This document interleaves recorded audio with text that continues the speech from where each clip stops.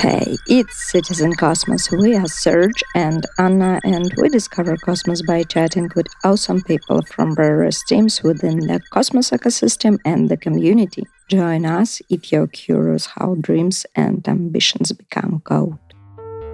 Oh, regulatory bodies, stop moving too quickly. We are in the process of connecting to Osmosis and also to the Gravity DEX. An element of what you call a decentralization theater, somewhere around where you say, oh, look how decentralized we are. Before we rock it off into the next episode, we are glad to announce our new podcast sponsor, Cyber. With the help of such technology as Tendermint, IPFS, and Cosmos SDK, Cyber is building a super intelligent, decentralized AI protocol with the aim of helping users to gain back control over their data and over the internet by creating a transparent and user-managed base layer for the future web. To learn more about Cyber, head over to cyber.page. There's some of the cool apps it has to offer already. Learn how you can help to build a new decentralized web and participate in Cyber's incentivized testnet to earn rewards. And good space time to you all. Welcome to another episode of Citizen Cosmos. We have Henrik Aasted with us today. I hope I pronounced it correctly. The founder of eMoney, a project we would like to learn about. And Henrik, hey, welcome to the show. Thank you very much, and thanks for having me. Yes. First thing is first. Would you like to introduce yourself and what you do in your own words? Explain to everybody what eMoney is. My name is Henrik Aasted. I'm the co-founder of eMoney. I founded it together with a longtime friend, Martin Düring, 3 years ago. Martin had participated in a Cosmos fundraiser and had looked into the technology that was being developed and decided that it would be really suitable for payments. So after a lot of talks back and forth, it ended up in a project that issues European stablecoins. So that's what we're doing now.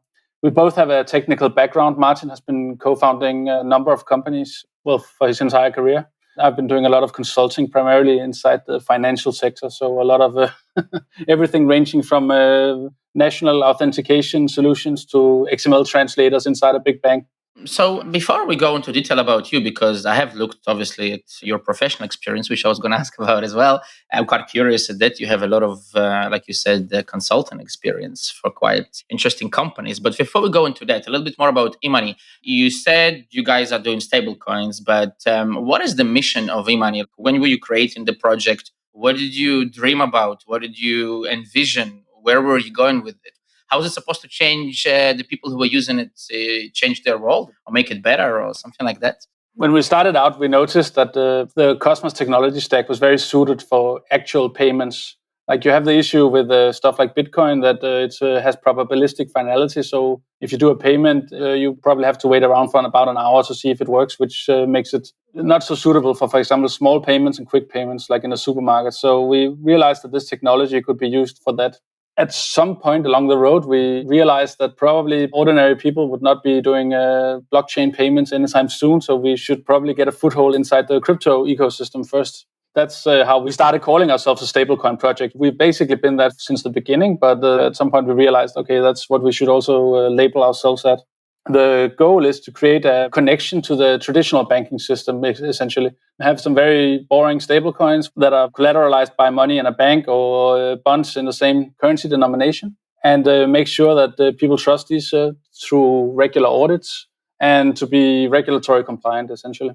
Then, because we are based in Europe, we decided to start with the European currency. So right now we have the major ones are the euro and the Swiss franc. And then we also issue the Scandinavian currencies, Swedish krona, Danish krona, Norwegian krona. But there's obviously a smaller market for those exact currencies. Let's go like a step backwards. You mentioned stable coins. Let's talk in very super simple terms, because you said boring stable coins as well at some point. So I want to hear your definition of a stable coin and what's the difference between a boring stable coin and a non-boring stable coin.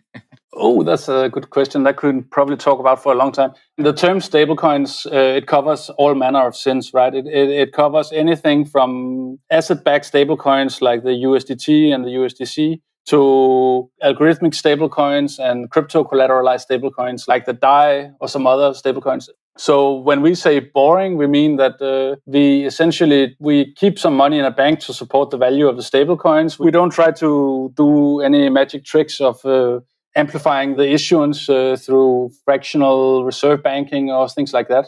And we essentially just try to be a very good and trustworthy stablecoin issuer. What is the difference between the stable coins that you guys issue and algorithmic stable coins and asset-backed stable coins and any other types maybe of stable coins that exist out there, if there is any? The asset-backed stablecoins, for example, the DAI, they require you to lock up some kind of collateral, crypto collateral. In their case, it's Ethereum, and recently they multiplied into other kinds of collateral. In our case, it's just money in a bank. That has some advantages and disadvantages. Of course, in our case, it's a slightly centralized solution. We need to have a company, a legal entity somewhere that maintains banking connections and has the audit done and all this stuff, while some of the crypto collateralized stablecoins, they can be way more decentralized and actually community owned, which is super interesting in my opinion. I was actually going to talk to you about Ernst & Young because obviously you're the financial audit. I'm not sure if I'm calling it correctly, but it's done by Ernst & Young. Yes. And that's quite interesting because it's like one of the biggest financial entities, let's call it decentralized, the traditional financial world. And this is going to be a slightly controversial question, but I would love to hear your answer. How can we trust like a centralized entity like Ernst & Young when they do the financial audit? Sorry, maybe trust is not the right word here. How do we verify this? It's intended to be quarterly reports, but so far it took a while to produce the first one, which has just been published. So it's a statement from the bank listing the assets that we have in the bank accounts, reserve accounts. And that statement is then notarized by Ernst & Young, who say, this is what we received from the bank at this date. This is what they say, and we verified that this is correct. So that statement is essentially a PDF that we'll publish. Well, it's up to people to trust that then. I guess you could compare it to somewhat of a multi-sig account, with a private multi-sig account that we have to entrust because they say, okay, we have signed the message, but we don't really also, I mean, it's like a trust in a small multi-sig. And I'm just trying to make a comparison here to understand.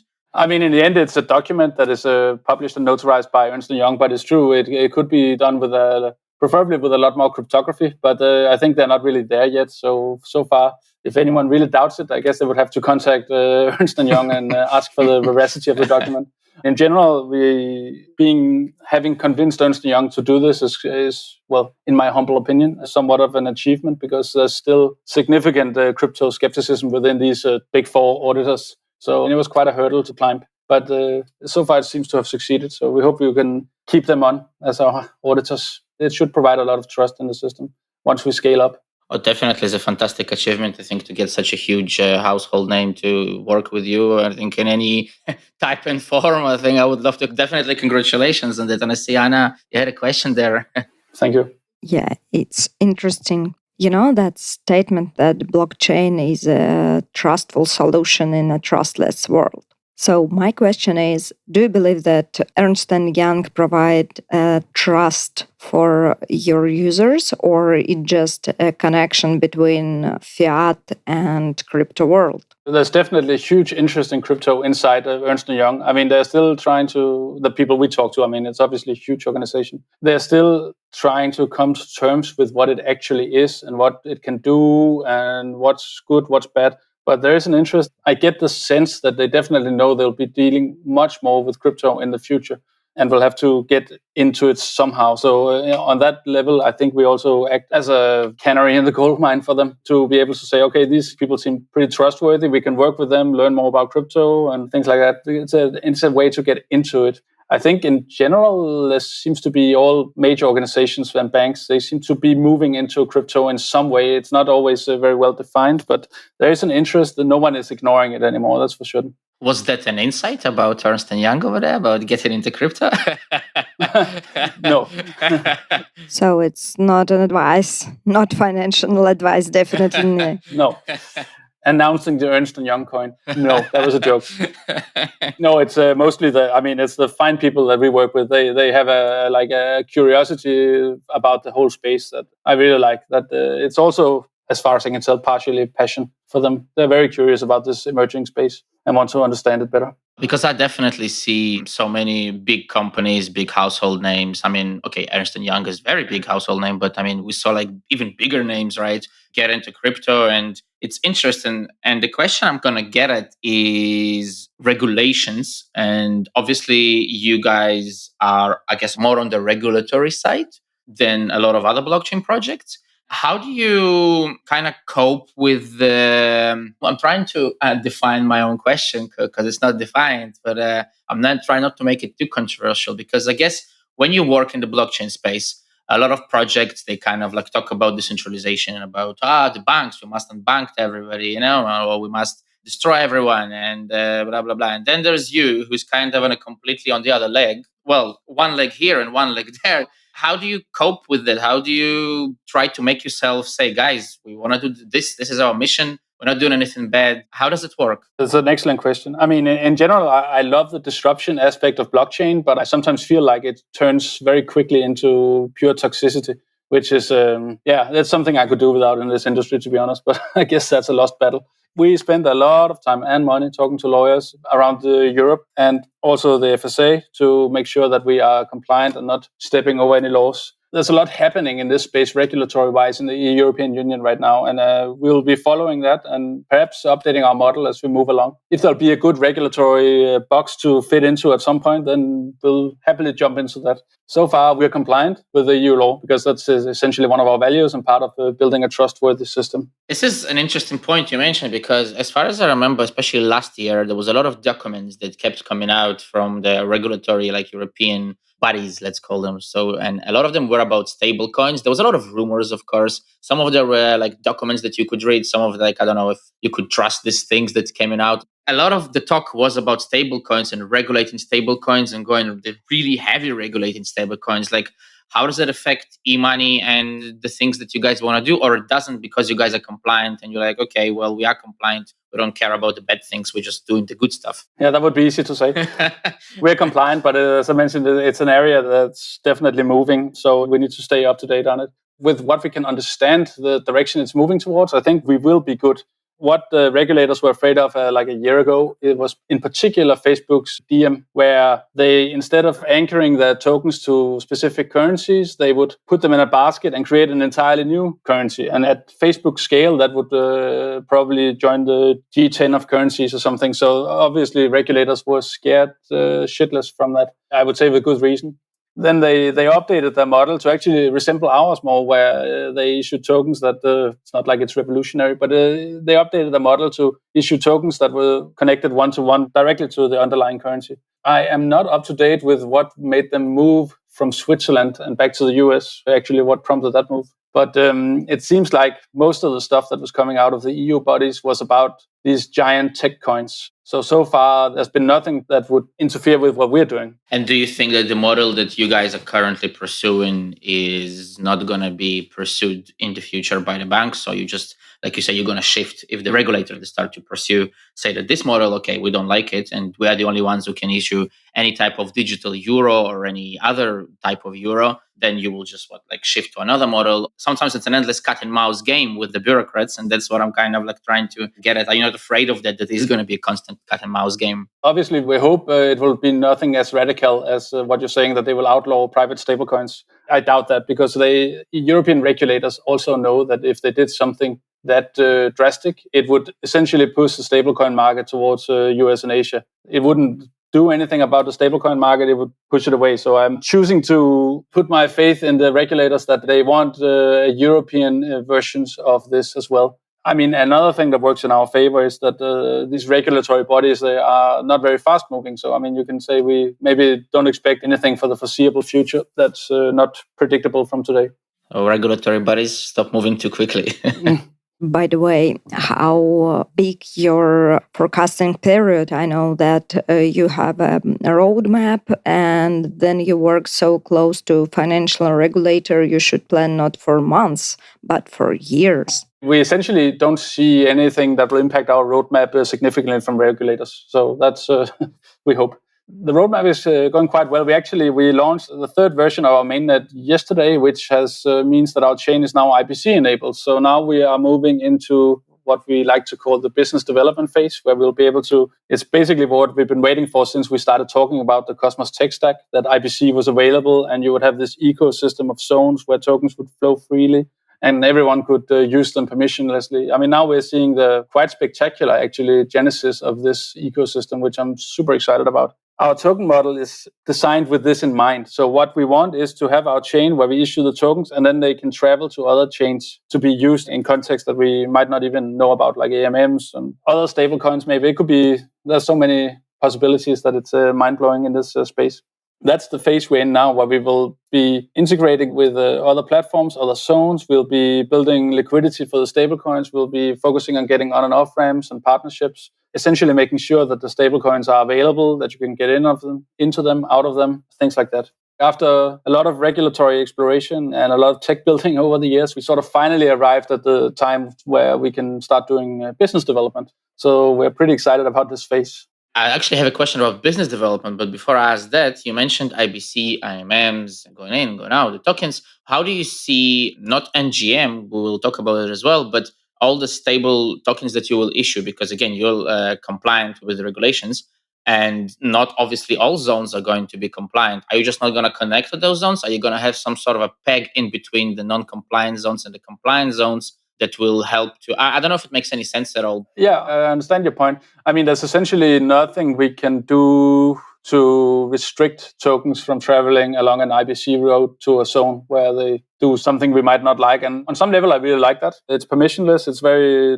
disruptive. The regulatory restrictions we have are that we need to do KYC on OTC transfers and crypto versus fiat. So we cannot put any restrictions on what happens to the tokens once they're inside the ecosystem, which I would say is a design feature, not a bug so much. You mentioned as well business development, which I wanted to ask about. And you said we finally got to work on business development. Could you mention some of the things that you can mention that are related to that? Or is it more of a secret, kind of like a surprise that we will see in the future? We are in the process of connecting to Osmosis and also to the Gravity DEX. I'm talking to people about building liquidity on there. That's a question of having people buy the euro, primarily the euro stablecoin, and then putting it into liquidity pools and incentivizing those pools with NGM or down the line, hopefully Osmo as well. So that would allow us to slowly build liquidity for the euro stablecoins and build up the issuance.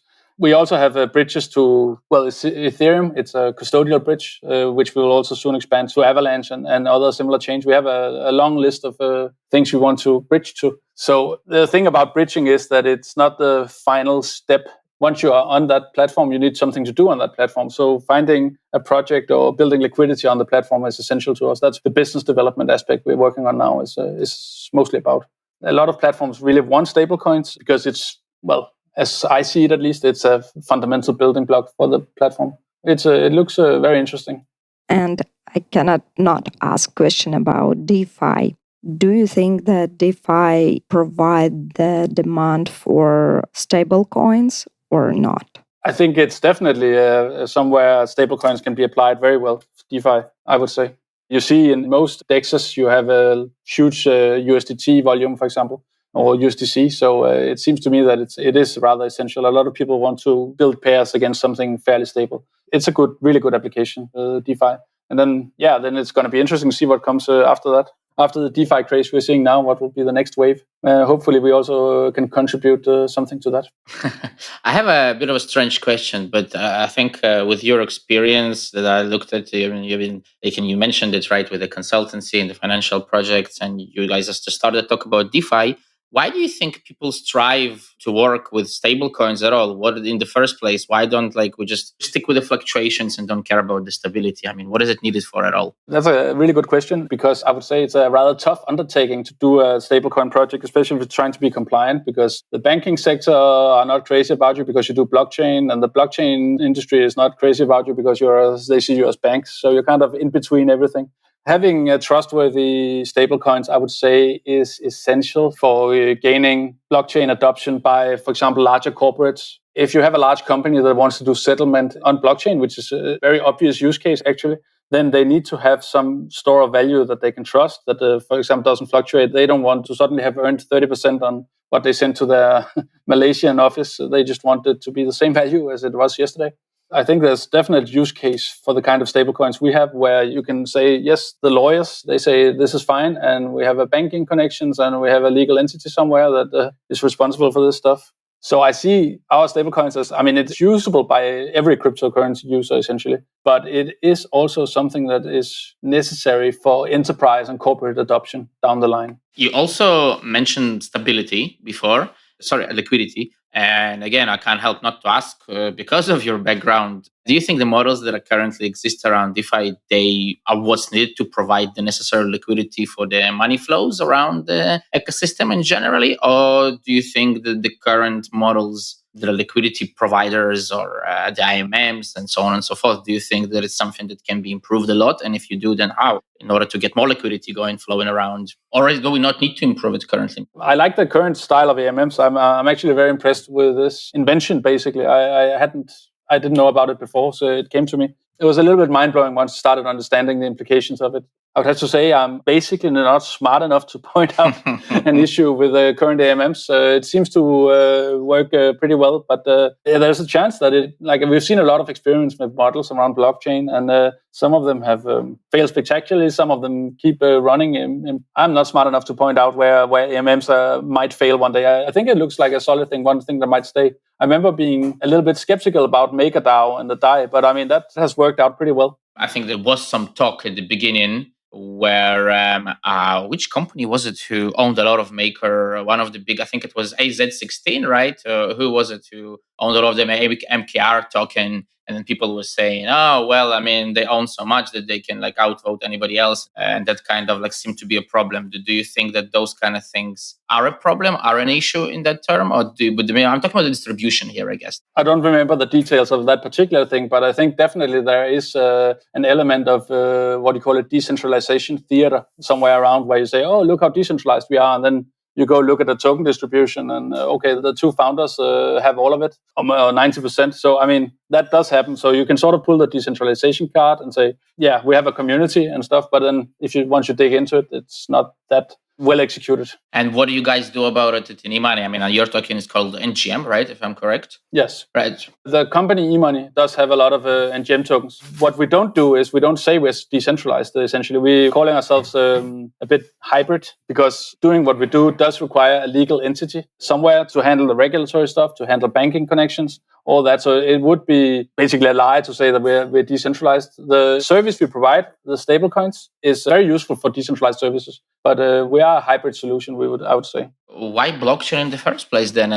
What made you say, okay, we're going to have to use blockchain, and specifically Cosmos even? Maybe go into a little bit more about why Cosmos. You did say IBC, so that kind of makes sense, but still, you weren't sure that it was going to work when you started, right? Nobody believed it until this osmosis suddenly worked. Well, I surely did, even though I was following it from 2016. I was like, wow, it really works. Oh my God. Right. So why did you decide with blockchain what made you come to the blockchain in the first place? I never realized that. We're doing stablecoins, like I mentioned 100 times already, but I actually do find the entire space incredibly interesting. And one of the aspects of the space I find most interesting is this composability, where someone delivers a building block and then someone else takes that building block and does something else to it. The whole ecosystem building on top of each other's services is completely fascinating to me. So I really love that. And in that aspect, you could say we see stablecoins as a fundamental building block for projects, for dApps, for zones, for whatever. And then we wanted to do a European version of that. Yeah, it's essentially the permissionlessness and also the possibilities that come down the line with having real money available on a blockchain for global finance, for financial inclusion, all these things. Like we talk about them occasionally when we're on conferences, but on some level, I don't like to take them out too much because we're a far cry from being able to help the financially underserved in Sub-Sahara, for example. But in the horizon, you could see that it could be possible to do that. Why we chose Cosmos? We like the idea of proof of stake. I'm probably not getting popular by saying this, but I find the Bitcoin proof of work to be a little bit repulsive, like how much energy is being wasted on meaningless calculations. So we like proof of stake. We like the immediate finality it provided. Once a transaction was in a block, it was in the block and it was executed. You didn't have to wait for it to become finalized down the line, or maybe risk forks and stuff like that. And then the whole thing with IBC was incredibly fascinating, being able to issue tokens, seeing them used in other contexts. That was a draw to the Cosmos ecosystem. We haven't had a reason to regret going with that stack. You could say that it's been a tumultuous ride and prefer to have seen it go live earlier, but in the end, it's a rock-solid stack that has served us well and supports our token model incredibly well. Could I try and summarize the mission that I was asking about? Motive of our podcast is always to try to understand the motivation of the project. And this is what I've been trying to kind of get at. This is what I've been thinking. Sorry about that. What I'm trying to understand is like, so basically what I'm hearing is your mission is to bring in your own words real liquid money to the blockchain. Yes, that's true. And a trustworthy European alternative to some of the other stablecoins out there. And also, I read somewhere, I think in your website or your documents, I don't remember, that the people who hold these coins accrue interest over time. Could you talk a little bit about how it works? That is one of our great communication challenges, is explaining how our tokens are interest-bearing. So the thing that happens first when you start thinking about doing a European stablecoin is that you realize that putting money in a European bank is actually a really bad deal, because if you're very lucky, you will get 0% interest, but most likely you will get a negative interest. So what happens then is that we designed a model. This is for some reason extremely controversial in blockchain, that we did away with the traditional one-to-one peg of stablecoins and we replaced it with what we call a dynamic peg. It's a little bit funny that people can accept projects that are sort of recursively build value on top of each other and all that stuff. But as soon as you say that a one-to-one peg is stablecoin, that it's not one-to-one peg, people freak out. But if you bear with me, then what happens is that we replace the one-to-one peg with a dynamic peg that changes very slowly over time. So instead of showing the amount of tokens in the wallet, you would show euro value of the tokens. So that means that we can slowly accrue interest like you would in a bank account, essentially. With the current economic climate, that unfortunately means that the stablecoins will probably be charged an interest of minus 1.5% over a year. That's very important to say. So it's a continuous accrual of interest, and it takes place very slowly. The exchange rate is applied going in and going out of the stablecoins. So essentially, if you get the stablecoins and hold them for a week, you will probably not notice a change in value. If the current economic climate ever picks up and we will hopefully have positive interest on our bank accounts again, then that will actually mean that we'll be able to provide an interest rate for people holding the stablecoins like you do in a traditional bank account. Like we remember from when we were kids, you would actually get an interest, a positive one.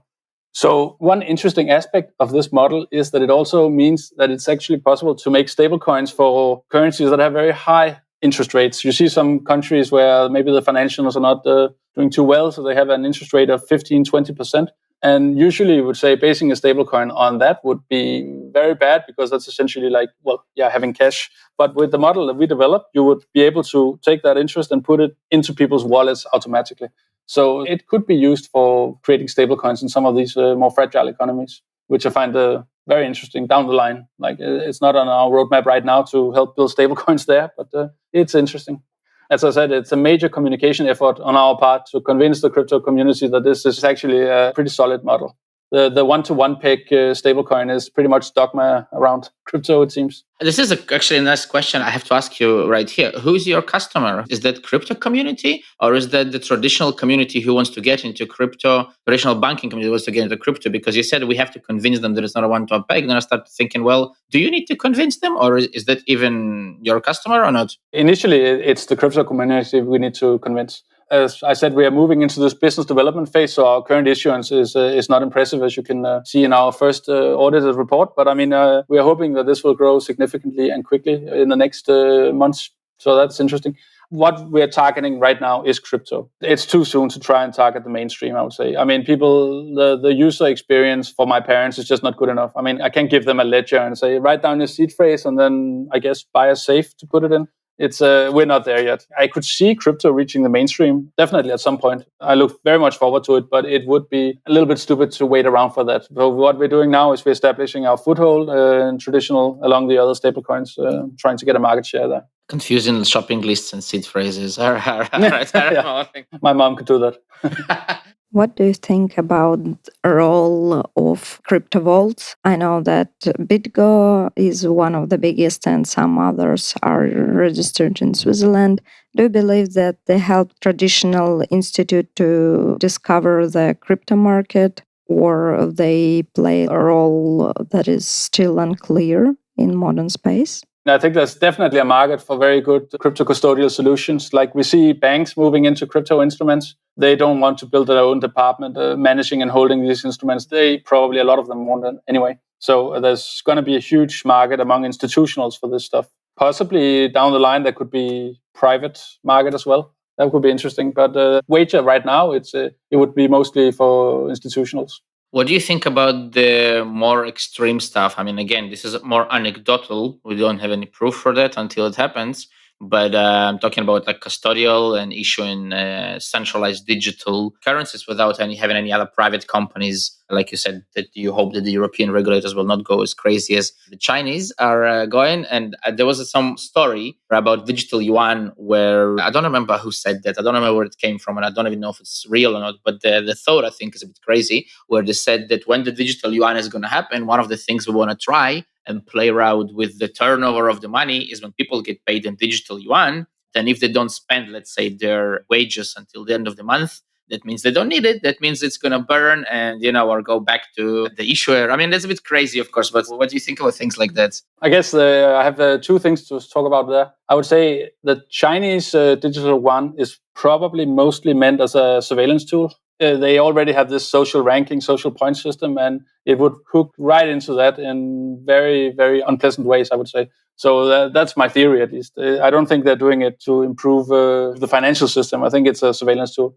In Europe, they're talking about the CBDC, centrally banked distributed currencies, and I think they found a shape for it. And I think it's not going to look like what everyone in the crypto community are hoping, praying for it will look like. What people are hoping for is that it will be a European tether that is backed by the central bank, but that's not the system it is right now. The latest I heard, it will allow people to deposit money in the central bank up to 3,000 euro, which is nice because you avoid some banking risks. But I mean, especially for Northern Europe, I mean, I don't see a point of stashing that amount of money in a central bank for safekeeping because what would I do about the rest? It's going to take a very different shape than people in the crypto community are hoping for. I don't see it being that permissionless as people are hoping. There might be blockchain somewhere deep down. It'll probably be some kind of proof of authority. It will most likely more resemble the credit card system than it will resemble any kind of blockchain we have today in the open blockchain. Yeah, I think there was an article just in a couple of days about the CBDCs, and there was some guy doing a huge, I don't know if it's controversial, not controversial, trying to understand what's really going to happen. I don't know if you saw that or not. I don't remember who it was by. No, I didn't see it, no. That's one of the good and bad things about the space is there's so much to keep up to speed on that it's actually impossible. I mean, I've occasionally started out in the morning thinking, I should keep up to date on this and this and this. And then suddenly it's lunch and I'm like, oh my, I'm still not even up to date, which is super fascinating also. But there's so much happening all the time. Yeah, I didn't see that article, but I tried to keep up on CBDC. So it's near and dear to my heart. If I will find it, I will definitely send it your way because it was a really long article. The guy trying to go about how bad it's going to be and oh my God. There are so many unsolved issues, right? I mean, if we can all start depositing our money straight to the central bank, why would I have any other bank? Things like that. So already there you have a $1 trillion industry trying to lobby for something different. I don't know what kind of shape this will be, but it's not going to be what we hope for. Yeah, but you mentioned, by the way, Tether. What are your thoughts? I mean, I cannot not ask because it's a little bit similar to what you guys, I guess, are doing. But of course, with all the scandals and all that.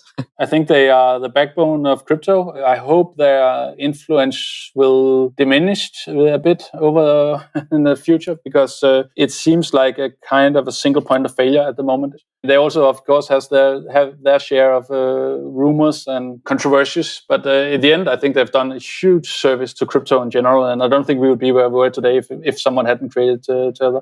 But as I mentioned, it is a single point of failure. So I think we need to have more initiatives like, USDC and maybe Facebook's thing when that comes out and, us to spread out the risk. If suddenly there was a bank run on Tether or they just said, we don't have, there's no way to redeem this, it would be, I wouldn't even say nuclear winter. It would be like the scene from Armageddon with the meteor hurling towards the crypto world. It would be extinction level event, I would say, for quite a long time. Do you think that the crypto world needs as many stable coins as it can create, or this has to be like some sort of limit on that where, okay, there is Tether, there's USDC, there is you guys, there's somebody else, and okay, we have 10 trillions and that's 10 trillion, and that's enough, or is it a never endless kind of story? I would prefer a future where we had greater choice also among different currencies, so we're not stuck with the US dollar for stablecoins, obviously.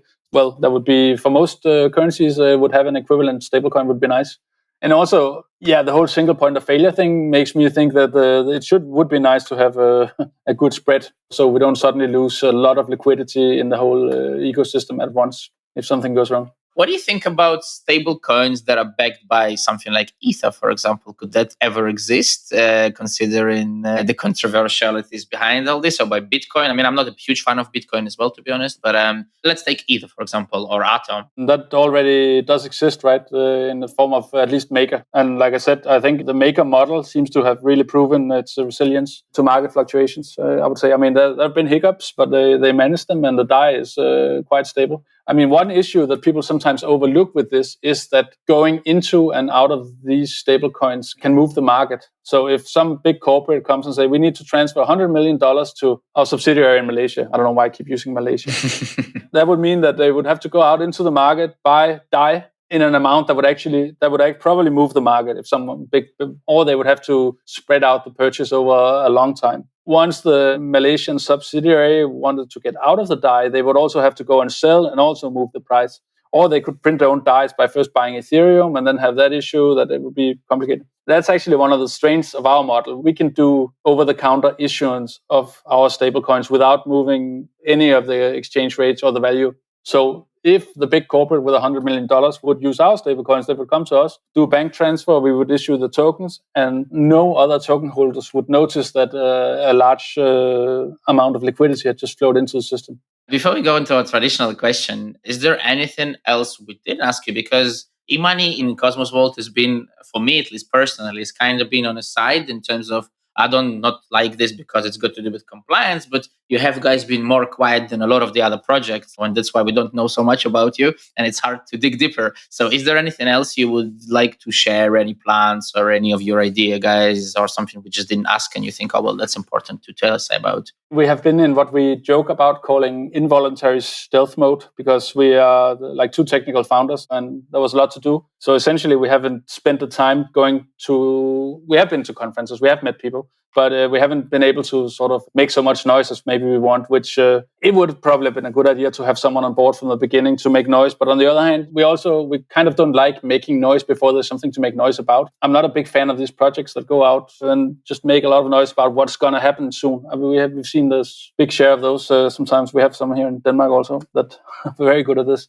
With the phase we're going into now, we need to make more noise. And we were fortunate to find a very good CMO earlier this year, so who is doing a fantastic job of making us more visible. And we will be going to conferences and things like that. We'll be at the conference in Lisbon in November, for example. So if you want to meet up, then let's grab a beer there. We are one of the sponsors, by the way. We were, in fact... I saw that. Yeah. So the traditional question we can ask all our guests this season is what resources, and this could be absolutely anything from books to music to blockchain to GitHub accounts to whatever, something in daily life that motivates you, something that you would love to share with others and say, guys, go read that, go do that, because it will help you to concentrate, build your project, I don't know, whatever, something like this that motivates you. That is going to sound a bit cheesy, but I guess my kids, it's also when you have kids, you don't really have room for that many hobbies. So it's difficult. But I mean, building a company is obviously super stressful, but also very exciting. So being successful at that is very motivating for me. That's actually a very good answer. We had all different kind of answers, and this is the first time I hear this one. So that's a fantastic answer, in my opinion.